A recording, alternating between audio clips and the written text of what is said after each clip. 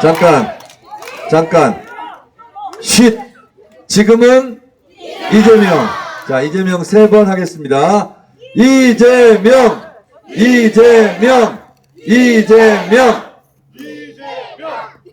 따끈따끈한 정청래만의 뉴스를 잠깐 전해드리겠습니다.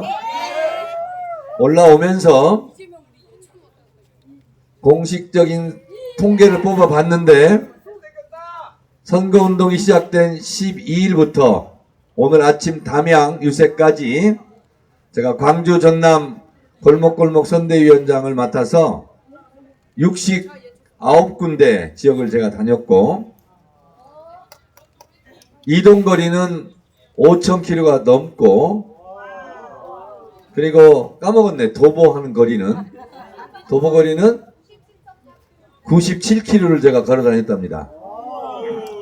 그리고 유튜브는 쇼츠를 포함해서 1000개 이상을 올렸는데 누적 조회수가 9,985만 누적 조회랍니다. 그래서 오늘 고령에서 유세하는 지금 라이브를 하고 있는데 오늘이 지나면 1억 뷰를 돌파할 것 같습니다. 이런 국회의원 저도 처음 봤습니다. 얼굴 안 커요? 네. 어제 제가 목포에서 배를 타고 2시간 가서 하이도에 갔습니다. 김대중 대통령 생가를 제가 어제 방문해서 그 추모관에서 김대중 대통령 사진을 보면서 제가 기도를 했습니다. 대통령님, 지금까지 마음으로 이재명 후보를 응원해 주셔서 감사드리고 6월 4일 이재명 대통령 되면 후배 대통령 잘 보살펴 주십시오. 이렇게 말씀을 드렸더니 눈으로 저에게 정의원 말하는 거 알았어? 그렇게 합격. 이렇게 말씀해 주시는 것 같았습니다. 김대중 대통령은 제가 광주 전남 곳곳을 장날도 가고 다 가보니까 아직도 호남 사람들에게는 자부심이었습니다. 동시에 그리워하는 대통령이었고 아직도 마음속에 한같은 게 있더라고요. 왜 그런가 생각해 봤더니 김대중 대통령이 박정희 전두환 시절에 죽을 고비를 4번 넘겼다고 그럽니다. 동경 납치 사건도 있었고 사형 선고도 받고. 여러분, 김대중 대통령이 지팡이를 잡고 다니는 이유를 아세요? 트럭에 치여서 그렇습니다. 그것도 미스테리입니다. 죽을 고비를 4번 넘겼는데 그것을 대한민국 국민들이 또 호남 국민들이 지켜주고 도와줘서 대통령까지 됐잖아요. 그 생각이 들더라고요. 그런데 이재명 후보는 요 최근 3년 동안 압축적으로 4번의 죽을 고비를 넘겼더라고요. 제가 계산해 보니 첫 번째는 윤석열 검찰 독재 정권에서 검사의 칼로 이재명을 죽이려고 했어요. 수백 번 압수수색하고 탄압하고 정적 제거 이재명 죽이기로. 그런데 이재명이 죽지 않았습니다. 그리고 대통령 선거에 나올 수 있었어요. 그것은 오로지 이재명을 지켜준 국민들 덕분이다 라고 생각해서 제가 이재명 옆짝꿍이었잖아요. 옆짝꿍으로서 이재명을 대신해서 정청래가 감사드립니다. 고맙습니다. 국민 여러분. 두 번째 죽을 고비는 조선일보 등 언론에서 언론의 펜으로 그렇게 죽이려고 했습니다.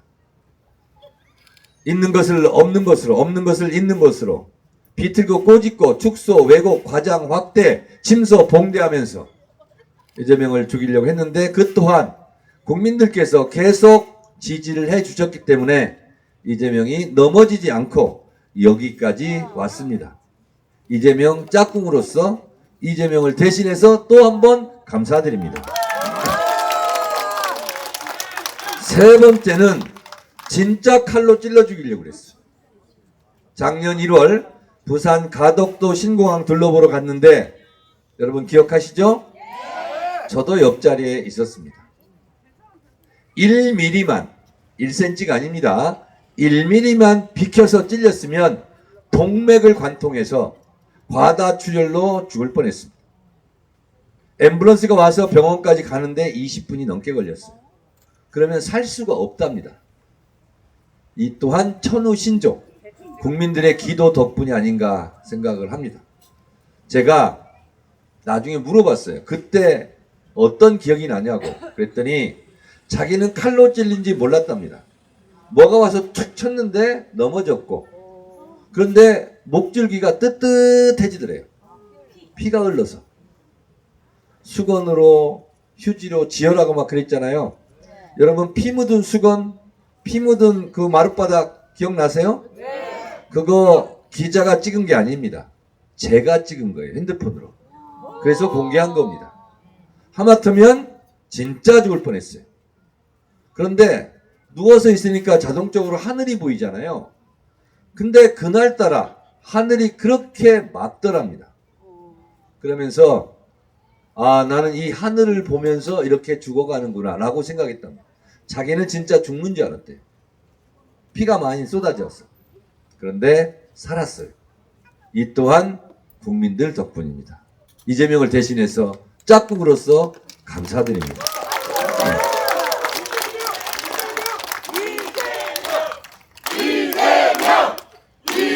이렇게 3번을 살아나니까 도저히 안 되겠던지 윤석열 일당이 이제는 군인을 보내서 국회로 쳐들어와서 이재명 잡아가서 죽이려고 했습니다.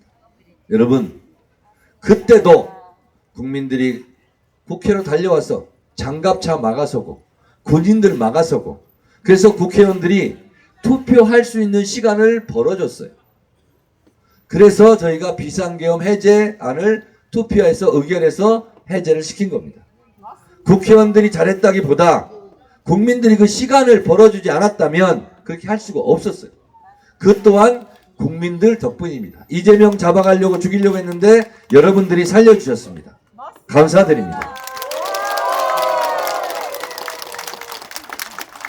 이재명 대표가 유세할 때 연설할 때 계속 말씀하시지만 제가 10시 28분에 비상계엄 선포 소식을 보고 제일 먼저 제가 이재명 대표한테 전화를 했습니다. 그랬더니 이재명 대표가 첫 번째 하는 말이 그거 딥페이크 아니에요? 안 믿더라고. 진짜입니다. 실제 상황입니다. 빨리 집을 나오세요. 그리고 저도 차를 타고 국회로 가는데 저는 국회 담장을 10시 48분에 뛰어넘었는지를 몰랐습니다. 근데 우리 보좌관이 그래요. 의원님 10시 48분에 담장 넘었어요. 그래서 제가 보좌관이 어떻게 알아? 그랬더니 저랑 통화하셨잖아요. 제가 4번을 통화했답니다. 집에서 오면서. 기억이 안 나요. 제가 기억력은 좀 있는 편이잖아요. 대한민국 헌법 1조 1항 대한민국은 민주공화국이다. 2항 대한민국의 주권은 국민에 있고 모든 권력은 국민으로부터 나온다. 헌법 11조 모든 국민은 법 앞에 평등하다. 사회적 특수계급을 인정하지 아니한다. 헌법 49조 국회 의사결정은 다수결로 해라. 헌법 77조 계엄은 전시 준전시 사변 군사상 필요에 의해서 안녕 질서 유지할 때만 한다. 다 외우잖아요. 국회법 49조 1항 위원장은 위원회를 대표하고 의사를 정리하며 사무를 감독한다. 다 외우는데 기억력이 있는 편인데 기억이 안 납니다. 왜 그런가? 가만히 생각해 봤더니 아무리 사람이 의지가 강해도 본능이라는 게 있어요. 생존 본능, 살고자 하는 본능. 근데 저는 차를 타고 담장을 넘는 순간 대학생 때 안기부에 끌려가서 팬티바람으로 수건으로 눈을 가리고 4시간 동안 맞았던 그 악몽이 머리가 아니라 몸으로 기억하는 거예요. 한 발 한 발 뛸 때마다 내가 죽으러 가는구라는 생각이 진짜 들었습니다. 근데 차를 타고 오는데 본능적으로 살아야 되겠다는 생각, 나 가면 죽는다는 생각을 했기 때문에 그야말로 멘붕이 온 거예요. 그래서 기억이 지금도 안 납니다. 우리 보좌관한테 계속 물어봤어요. 진짜 내가 4번 통화했냐 그랬답니다. 근데 기억이 안 나요. 그만큼 국회의원들이 국회 담장을 뛰어넘을 때 다 죽기를 각오하고 간 겁니다.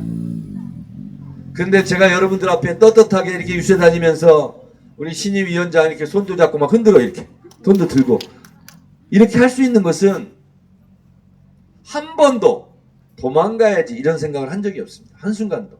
그랬다면 제가 정계에 은퇴를 하겠어요. 그런 생각이 안 들고 어떻게 하면 빨리 가서 이 비상계엄을 해제할까 이 생각밖에 없었습니다. 한편으로는 죽을지도 모른다는 생각을 하면서. 그런데 이재명 대표는 유튜브를 키면서 국회를 모여달라고. 여러분들 지도자는 다릅니다. 이렇게. 계엄이 성공했다면 이재명도 정청래도 이 세상 사람이 아닙니다. 여러분들이 조문 왔어야 될지도 몰라요. 진짜입니다. 살벌합니다. 여러분 다시 한번 이재명을 목숨을 구해준 여러분께 진짜 감사드립니다. 여러분 이제 이재명을 4번씩이나 살려주고 구해줬어요. 그러면 어떻게 할 거예요? 이제 일 시켜야죠. 아니 구해주고 살려줬어요. 4번씩이나. 그러면 대통령 시켜서 일 시켜야 될 거 아니에요? 그렇죠? 그렇게 해주시겠습니까? 아깝잖아요. 지난 3년 동안 우리가 이렇게 노심초사하고 이재명 살려주고 구해줬는데 이제 부려먹어야 되잖아요. 대통령은 권력자가 아닙니다. 대한민국의 가장 큰 멋은 대표 일꾼입니다. 그리고 이재명 대표가 항상 말씀하시듯이 정치는 정치인들이 하는 것 같아도 국민들이 합니다. 국민들이 뽑아줘야 대통령도 되는 거 아니겠습니까? 뽑아주시겠습니까?